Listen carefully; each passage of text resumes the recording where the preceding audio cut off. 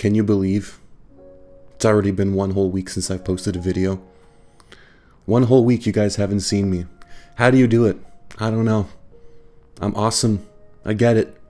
So I don't want to be the neglecting type.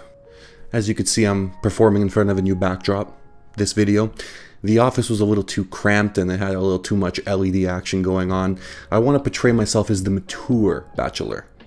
Not the bachelor who just graduated from college and has an empty fridge full of Coors Light. So last video, I was talking some smack about a company, big company, and not many people commented on this either, but I got one or two comments maybe, and some friends talked to me who I showed the video to, and they were telling me, Sony's got a lot of positives, man. Sony's got a lot of positives. Why are you smacking on Sony? You're gonna lose like 50%, if more, of your fan base. And then I'm like, fans? Is that what you think I have? So, I mean, flattery goes a long way in my books, and I decided to take that to heart. Let's say I have some fans. We're going to talk about some stuff in this video I think are very important to bring up about Sony. The main thing is that it's been very, very quiet in the cinema realm for Sony cameras for quite some time. I think since 2021, 2022, something like that.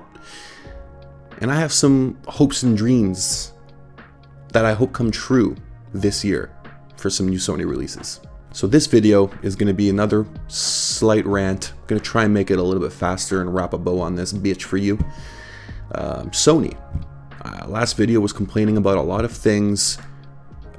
This is coming from someone who's barely used Sony in his life. The last time I used a Sony camera, legitimately, or owned one, it was of the Sony Handycam variety. So that's just to put it in perspective for you. We're talking 1080p on a good day.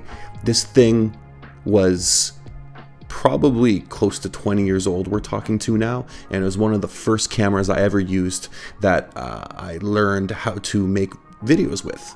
So it's a very big deal. I have like a very kindred relationship with Sony. So my big thing with Sony really is when I started to graduate from what I used to do and what I do now, I realized that this isn't the type of camera that I should be aspiring to use.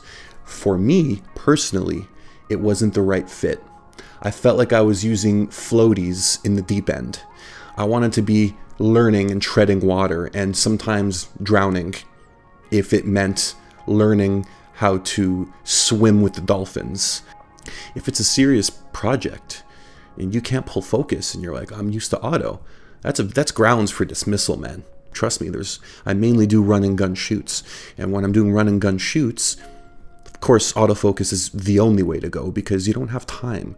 You don't have time on these shoots to, put it on the gimbal, balance the gimbal. Now you got to get a wireless follow focus going because you're pulling focus. And that's going to add weight. That's going to take time and it's going to cost money. If you're going to buy something that has something built in that does amazing autofocus, and I wasn't aware, my buddies were telling me this, that it's not just face detect autofocus. It detects background, it detects objects.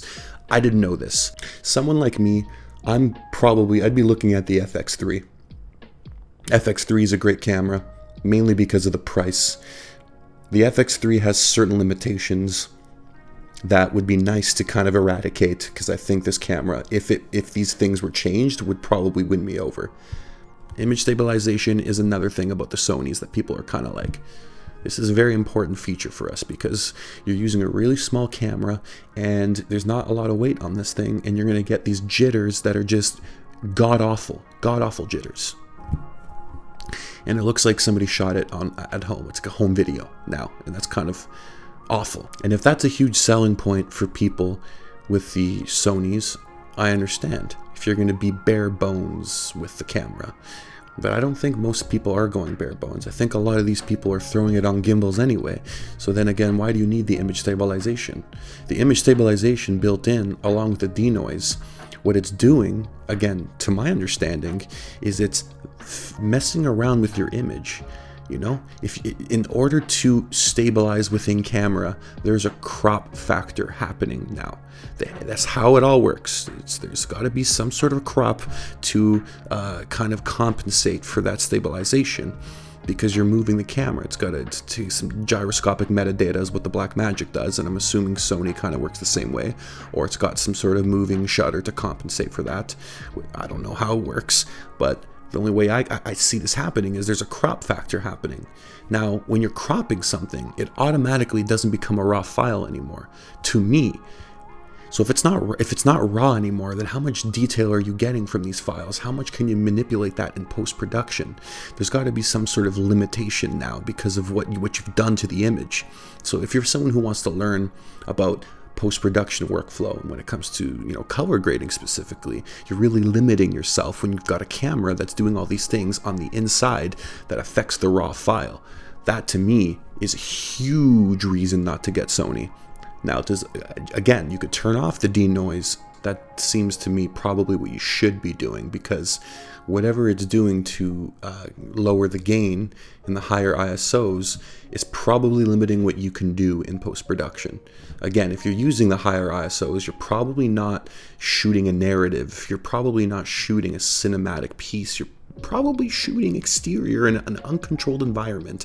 You had no choice, but you needed that shot, so you're using the ISO 12,800. Otherwise, there should be no reason ever in infinity, ever, we're talking here, not even in the near future, ever, that you should be shooting ISO 12,800. I know a lot of people complain about the color science with the Sonys, but to me, I've always kind of liked it. I've always kind of liked the look of a Sony. I've heard everybody's opinion on a Sony. I've heard, oh, it's too green, oh, it's too magenta on the face, it's too this, it's too that, it's too blue, it's too this, and I'm like, to me it sounds like you don't know how to use the white balance on your camera, is this the main problem. To me, it sounds like you don't have tint options on your camera. So what I would propose that Sony did was make an FX3 priced like the FX30, where it's more attainable for people, closer to Blackmagic prices, right? It's like you're buying the body alone, and we know we're giving you a brick. It's a very pretty brick, but you're going to need a lot to get it up and running. So we're going to throw you a bone. Instead of charging $6,000, over $5,000 Canadian for the body alone, we're going to drop it a couple grand. Maybe we'll make it $3,000 for the body alone Canadian. And with that extra money that you saved, you can buy a nice G Master Prime. Throw it on there.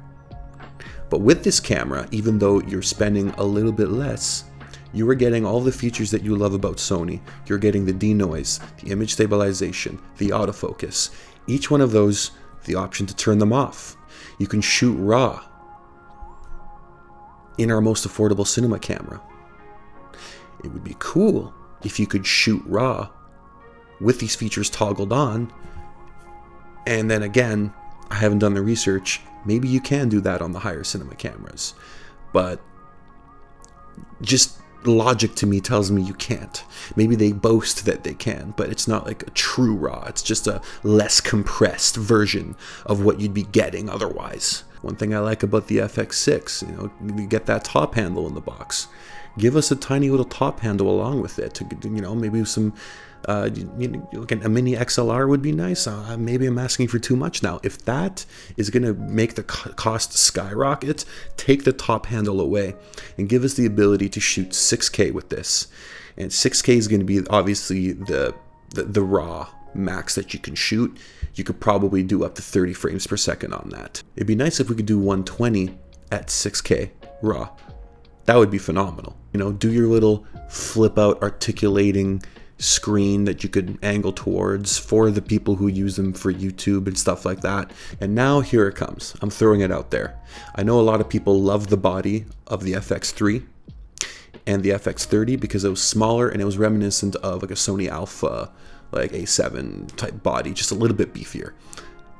I think you should take a page from the Pixis 6K and you should switch your form factor. The cinema line should be cinema. Cinema. It should be a box form factor.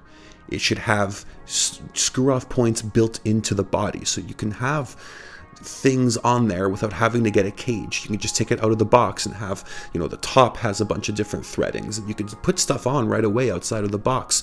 In a tiny little box form factor, I really think that would sell. But if you're shooting with an FX3 and a G Master Prime on there, and you're just walking around, people are going to be like, take a photo of me, take a photo of me. It's like, no, but if you've got a box camera, there's no mistaking what you're there for, because you throw a matte box on that and they're going to be like, oh, take a photo of me. I'm like, yeah, I'll take a photo of you.